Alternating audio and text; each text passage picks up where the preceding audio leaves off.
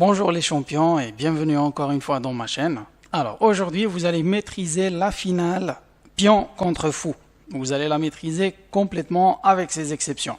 C'est une finale qui est ouverte. Donc les blancs peuvent gagner la partie. On peut avoir une partie nulle. Même les noirs qui ont juste un seul fou, ils peuvent gagner cette partie-là. Donc restez jusqu'à la fin de la vidéo.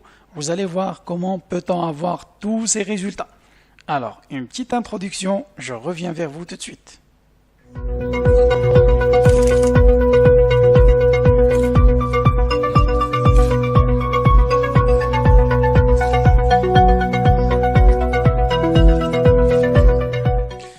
La première position qu'on va voir maintenant pour analyser la finale fou contre pion, c'est celle qu'on a déjà sur l'échiquier juste à côté.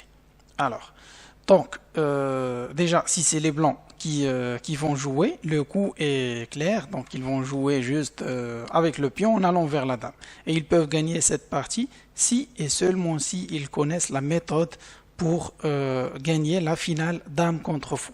Donc, pour les personnes qui ont toujours du mal à gagner lorsqu'ils ont une dame contre un fou, donc il y a une vidéo que je vous ai laissée sur ma chaîne, la finale dame contre fou. Ça fait partie d'une vidéo sur laquelle il y a les fins de partie élémentaires. Vous allez retrouver toutes les fins de partie élémentaires. Donc dame contre fou, dame contre cavalier, dame contre tour, c'est une vidéo à part.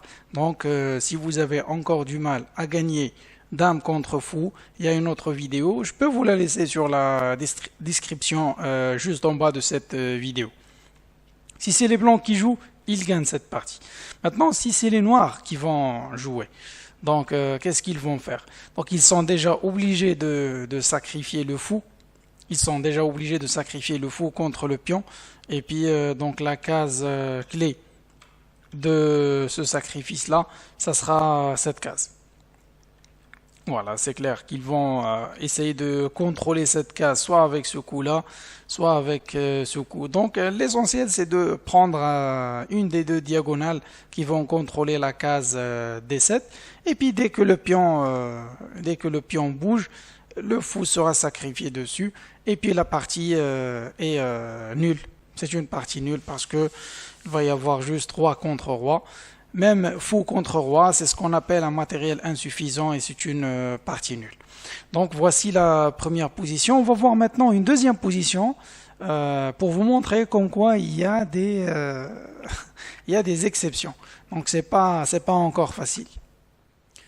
On va analyser ici une exception qu'on peut retrouver dans les finales pion contre fou. Au niveau de cette position, c'est les blancs qui jouent. Est-ce qu'ils vont gagner la partie? Est-ce que ça sera une partie nulle? Est-ce que les noirs peuvent gagner aussi? Oui, pourquoi pas? Donc la question est légitime.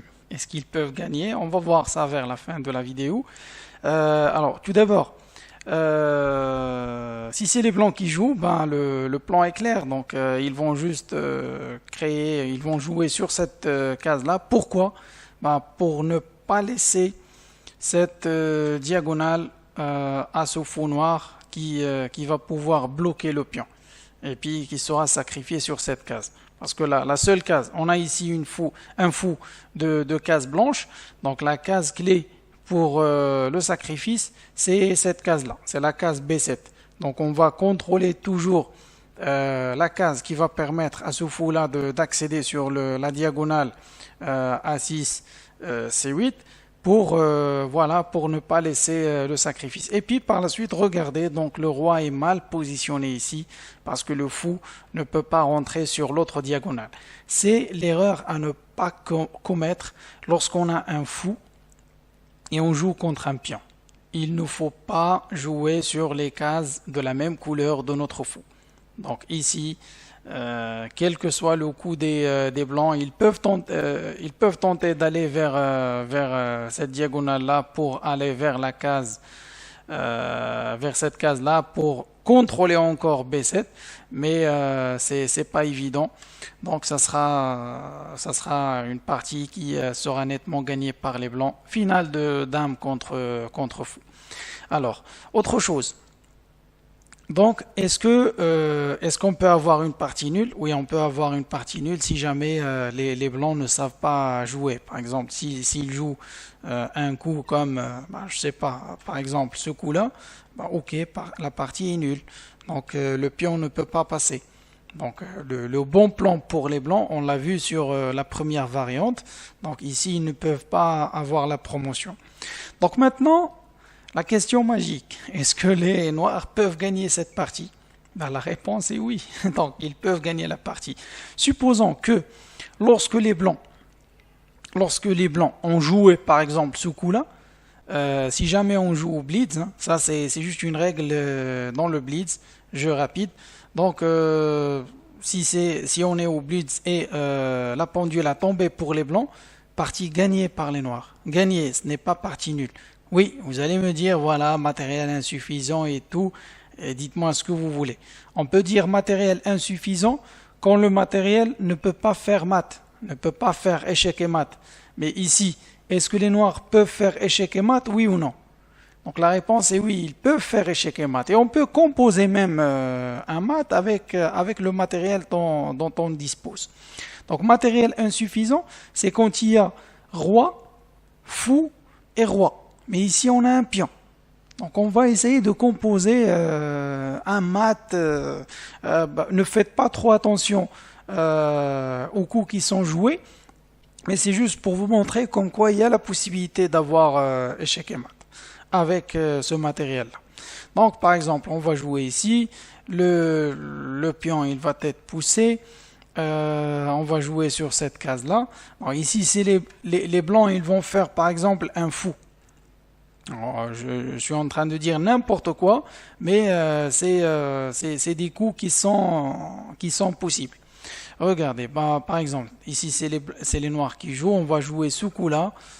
Ok, je joue des coups qui sont un peu étranges, mais c'est des coups qui sont jouables. Voilà. Ok, on va jouer par exemple sur... non, on va jouer avec notre roi. Donc si jamais par exemple le fou il bouge au niveau de cette case, ici on a échec et mat.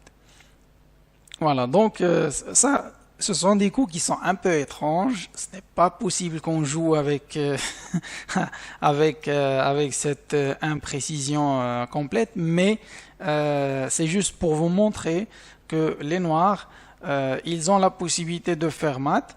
Et puis si la pendule a tombé pour les blancs, on peut dire que les noirs ont gagné la partie. Ce n'est pas une partie nulle.